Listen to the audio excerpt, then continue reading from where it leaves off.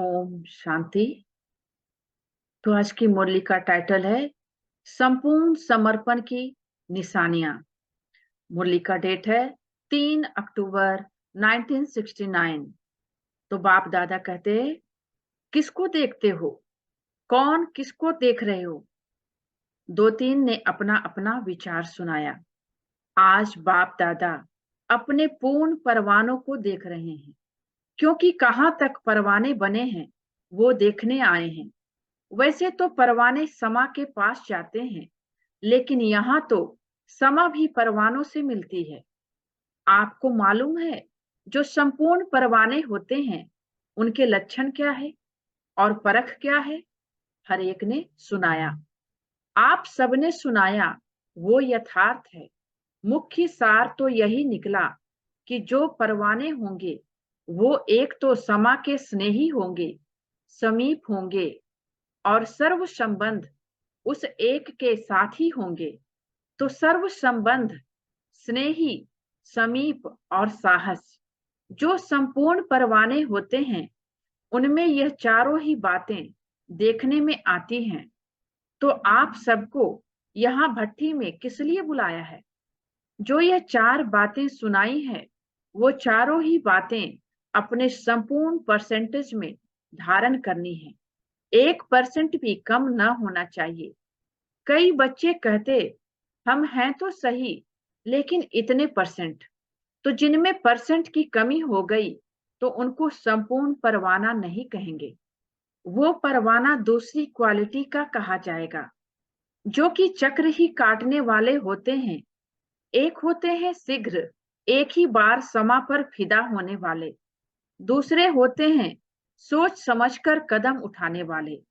तो जो सोच समझकर कदम उठाते रहेंगे उनको कहेंगे फेरी पहनने वाले, चक्र काटने वाले। तो दूसरी क्वालिटी वाले परवाने कई प्रकार के संकल्पों, विघ्नों और कर्मों में ही चक्र काटते रहते हैं। तो आज पांडव सेना को भट्टी में बुलाया है। कहीं पर भी कोई फैक्ट्री होती है तो जो बढ़िया फैक्ट्री होती है उसकी छाप लगती है। अगर उस फैक्ट्री की छाप नहीं होती है तो वो चीज इतनी नहीं चलती है। इस रीति आप भी जो भट्टी में आए हो तो यहाँ भी छाप लगाने के लिए आए हो। ट्रेडमार्क होता है ना, आप फिर कौन सी छाप लगवाने के लिए आए हो? संपूर्ण सरेंडर या संपूर्ण समर्पण का छाप अगर नहीं लगा तो मालूम है कि क्या होगा? जैसे छाप न लगी, चीज की वैल्यू कम होती जाती है। उसी रीति से आप आत्माओं की भी स्वर्ग में वैल्यू कम हो जाएगी। तो अपनी राजधानी में समीप आने लिए यह छापा लगाना ही पड़ेगा। माताओं को तो नष्टो मोहा का मंत्र मिला और पांडव सेना को संपूर्ण समर्पण का। पांडवों का ही गायन है कि गलकर खत्म हो गए, पहाड़ों पर नहीं लेकिन ऊंची स्थिति में गलकर अपने को नीचाई से बिल्कुल ऊपर जो अव्यक्त स्थिति है उसमें गल गए। अर्थात उस अव्यक्त स्थिति में संपूर्णता को प्राप्त हुए। यह पांडवों का यादगार भी है। उस यादगार की याद दिलाने और प्रैक्टिकल में लाने के लिए भट्टी मिली है। संपूर्ण समर्पण किसको कहा जाता है?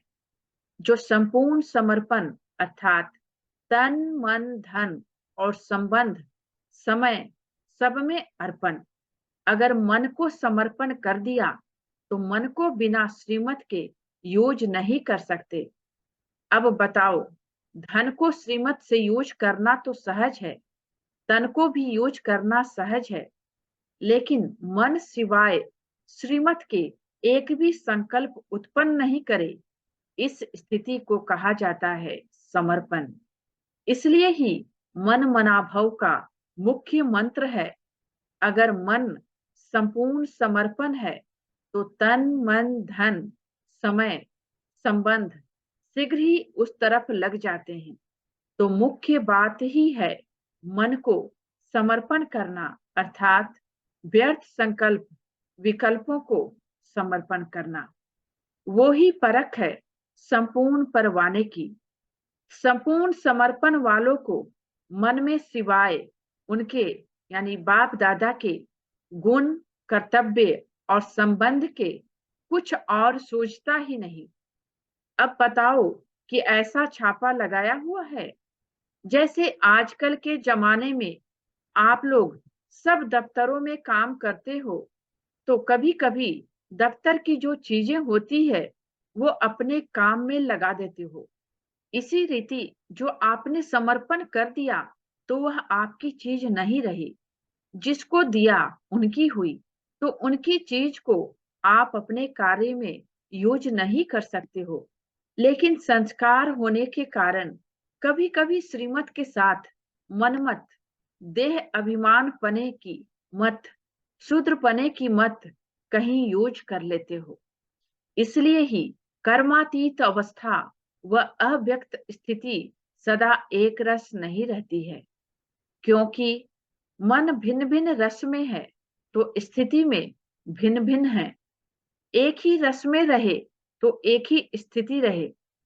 बाप-दादा बच्चों को हल्का बनाते हैं और बच्चे जानबूझकर अपने पर बोझ ले लेते हैं, क्योंकि 63 जन्मों से विकर्मों का बोझ, लोक मर्यादा का बोझ उठाने के आदी बन गए हैं। इसलिए बोझ उतार कर भी फिर रख लेते हैं। जिनकी जो आदत होती है, वो आदत से मजबूर हो जाते हैं ना। इसलिए अपनी आदतें होने कारण अपनी जिम्मेदारी फिर अपने पर ही रख देते हैं। एक-एक पांडव अगर संपूर्ण समर्पण बनकर ही निकले, तो बताओ क्या होगा? जब पांडव तैयार हो जावेगी, तो कौरव और यादव मैदान में आ जाएंगे और फिर क्या होगा? आपका राज्य आपको प्राप्त हो जाएगा। जब तक यह वायदा नहीं किया कि जो सोचेंगे, बोलेंगे, जो सुनेंगे, जो करेंगे, सो श्रीमत के बिना कुछ नहीं करेंगे, तब तक इस भट्ठी से लाभ नहीं ले सकते हैं। ऐसा ही उमंग उत्साह लेकर आए हो ना, कुछ बनकर ही निकलेंगे, बदलकर ही निकलेंगे, यह सोचकर आए हो ना। घबराहट तो नहीं होती है। जितना जितना गहराई में जाएंगे, उतना ही घबराहट गायब हो जाएगी। जब तक किसी भी बात की गहराई में नहीं जाते हैं, तो घबराहट आती है।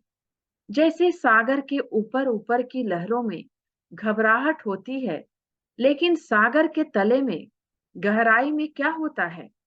बिल्कुल शांत, और शांत के साथ प्राप्ति भी होती है। इसलिए जो भी कोई घबराहट की बात आए, तो गहराई में चले जाना, तो घबराहट गायब हो जाएगी। अब लक्ष्य और लक्षण कौन से धारण करने हैं? इसमें जो नंबर 1 होंगे, उनको क्या करेंगे? भविष्य में तो राजधानी लेंगे ही, लेकिन यहाँ भी सौगात मिलेगी। इसलिए हर एक यही प्रयत्न करे कि हम तो नंबर 1 में आएंगे। 2 नंबर वाले को नहीं मिलेगा। जो विन करेंगे, वो 1 नंबर पाएंगे। विन करने की कोशिश करो, तो 1 जाएंगे। अच्छा, आपको बिंदी लगानी है, वह बिंदी रूप ही हो। टीके कितने प्रकार के होते हैं? आज आपको डबल टीका लगाते हैं। संगम पर निरोगी बनने का और भविष्य में राजभाग का। बिंदी रूप की स्मृति रखने के लिए बिंदी लगाते हो। बिंदी लगाते लगाते बिंदी बन जाएंगे। कोई भी व्यर्थ संकल्प आए, तो उनको बिंदी लगा दो, तो बिंदी बन जाएंगे। अच्छा, ओम शांति। तो थैंक यू बाबा का, और थैंक यू आप सबका। ओम शांति।